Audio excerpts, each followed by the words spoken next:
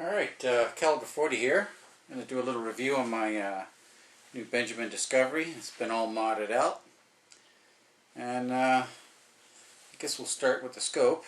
It's a center point 3 to 9 by 40 adjustable objective. Got a bit of a sunshade happening on there. It's, for some reason the scope gets a lot of glare.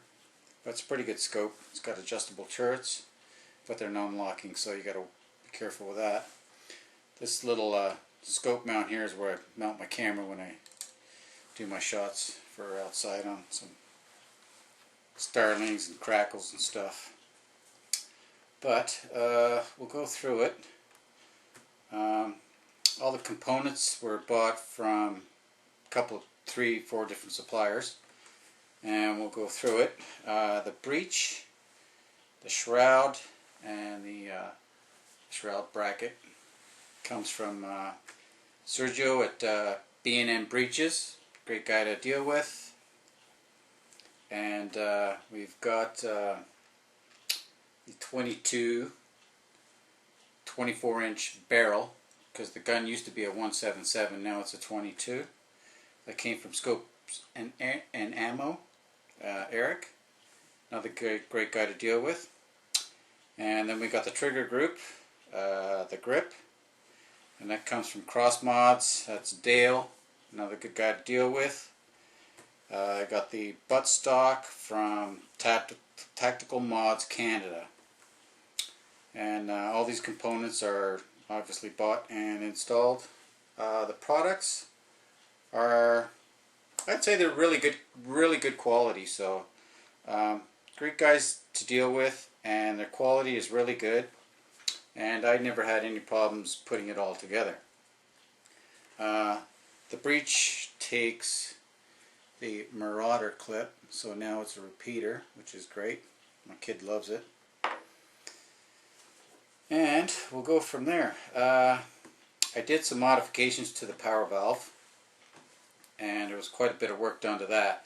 But if you check out 1227 Air 500 on YouTube, there's a guy there, really knowledgeable, and he'll show you exactly what he did to his, and that's what I did to mine. And the gun's shooting right now with 18 grain JSBs at around 850 feet a second. What else we got? Custom made end adapter to hold the hammer spring and the AR butt stock. I made this myself right here. That has to be made on a mini mill. So if you don't have a mini mill, you're pretty much pooched. And the barrel was cut down to 22 inches instead of 24, and I put an 11-degree crown on it.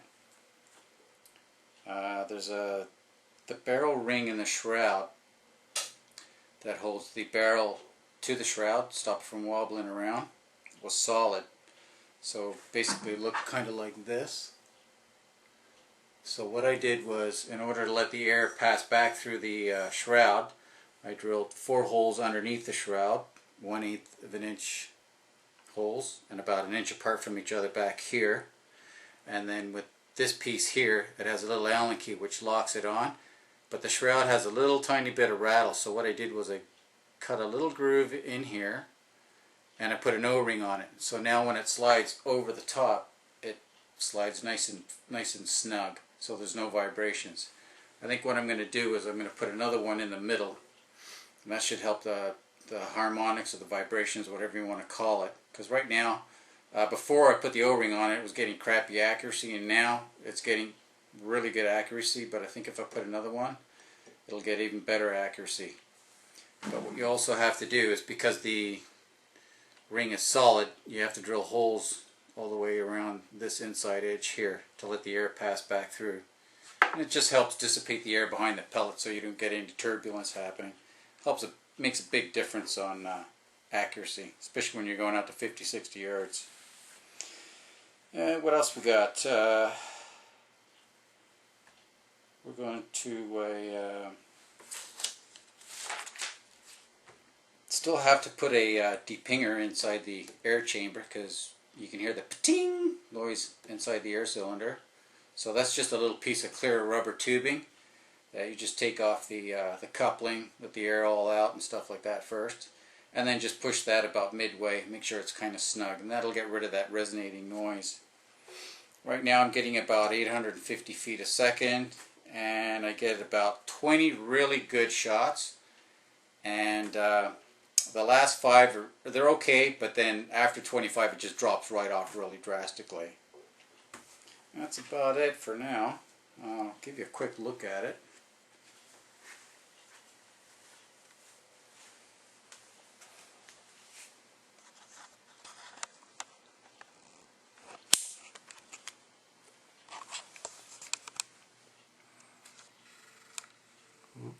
Okay, adjustable buttstock. You can see the piece I made for it there. Nice pistol grip. Trigger. I made the forestock myself. Did the camo myself as well. It's got a Caldwell bipod on it. And the gun's pretty light still too, so.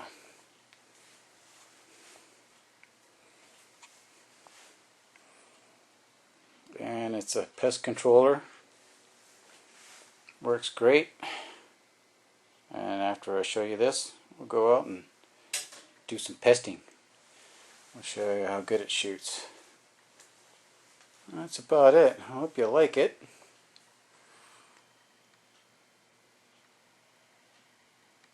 And let's go outside and knock off some starlings. Cool. Cheers.